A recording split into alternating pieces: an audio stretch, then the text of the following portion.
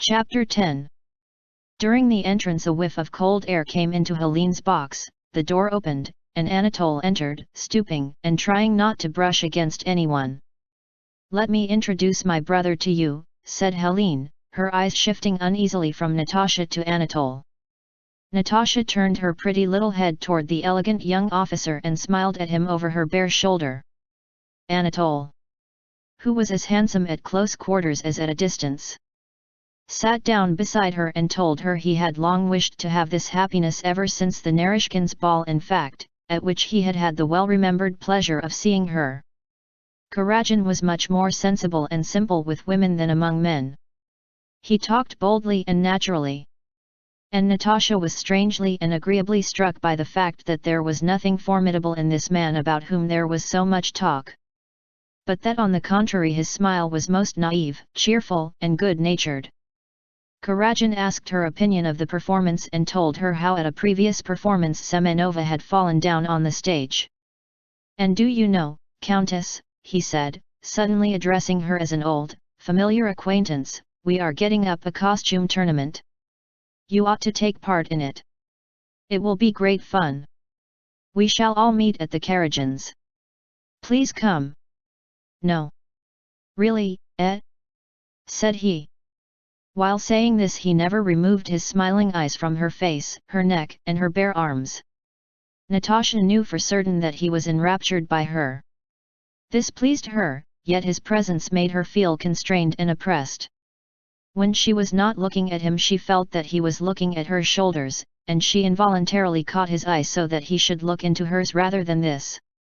But looking into his eyes she was frightened, realizing that there was not that barrier of modesty she had always felt between herself and other men.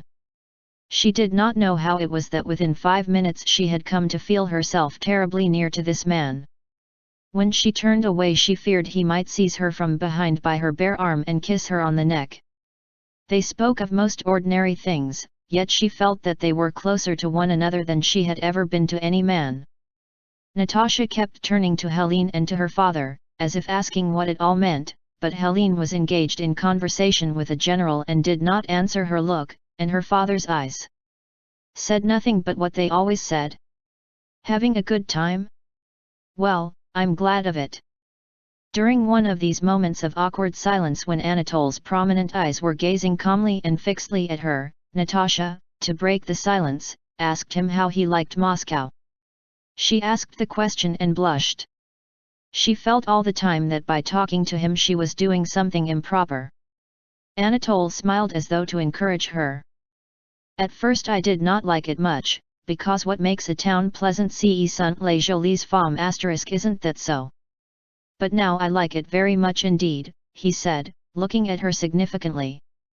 "You'll come to the costume tournament, Countess? Do come." And putting out his hand to her bouquet and dropping his voice, he added, "You will be the prettiest there. Do come, dear Countess, and give me this flower as a pledge. Are the pretty women." Natasha did not understand what he was saying any more than he did himself, but she felt that his incomprehensible words had an improper intention. She did not know what to say and turned away as if she had not heard his remark. But as soon as she had turned away she felt that he was there, behind, so close behind her. How is he now? Confused? Angry?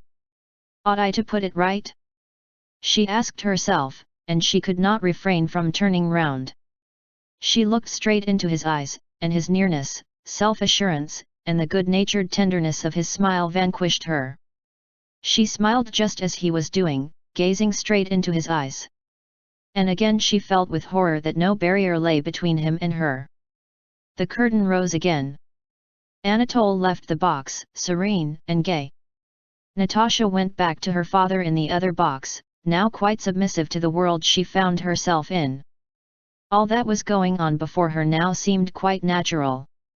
But on the other hand all her previous thoughts of her betrothed, of Princess Mary, or of life in the country did not once recur to her mind and were as if belonging to a remote past. In the fourth act there was some sort of devil who sang waving his arm about, till the boards were withdrawn from under him and he disappeared down below. That was the only part of the fourth act that Natasha saw. She felt agitated and tormented, and the cause of this was Kuragin, whom she could not help watching. As they were leaving the theatre, Anatole came up to them, called their carriage, and helped them in. As he was putting Natasha in, he pressed her arm above the elbow. Agitated and flushed, she turned round. He was looking at her with glittering eyes, smiling tenderly. Only after she had reached home was Natasha able clearly to think over what had happened to her. And suddenly remembering Prince Andrew, she was horrified, and at tea, to which all had sat down after the opera, she gave a loud exclamation, flushed, and ran out of the room. "Oh God! I am lost!" she said to herself. "How could I let him?" She sat for a long time hiding her flushed face in her hands, trying to realize what had happened to her, but was unable either to understand what had happened or what she felt. Everything seemed dark, obscure, and terrible. There in that enormous, illuminated theatre where the bare-legged Deport, in a tinsel-decorated jacket, jumped about to the music on wet boards, and young girls and old men, and the nearly naked Helene with her proud, calm smile, rapturously cried bravo. There in the presence of that Helene it had all seemed clear and simple. But now, alone by herself, it was incomprehensible. What is it? What was that terror I felt of him? What is this gnawing of conscience I am feeling now? She thought. Only to the old countess at night in bed could Natasha have told all she was feeling. She knew that Sonia, with her severe and simple views, would either not understand it at all or would be horrified at such a confession. So Natasha tried to solve what was torturing her by herself. Am I spoiled for Andrew's love or not? She asked herself, and with soothing irony replied. What a fool I am to ask that. What did happen to me? Nothing. I have done nothing, I didn't lead him on at all. Nobody will know, and I shall never see him again, she told herself. So it is plain that nothing has happened and there is nothing to repent of, and Andrew can love me still. But why still? Oh God, why isn't he here? Natasha quieted herself for a moment.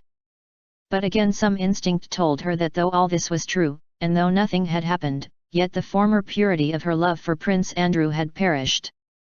And again in imagination she went over her whole conversation with Kuragin, and again saw the face, gestures, and tender smile of that bold handsome man when he pressed her arm.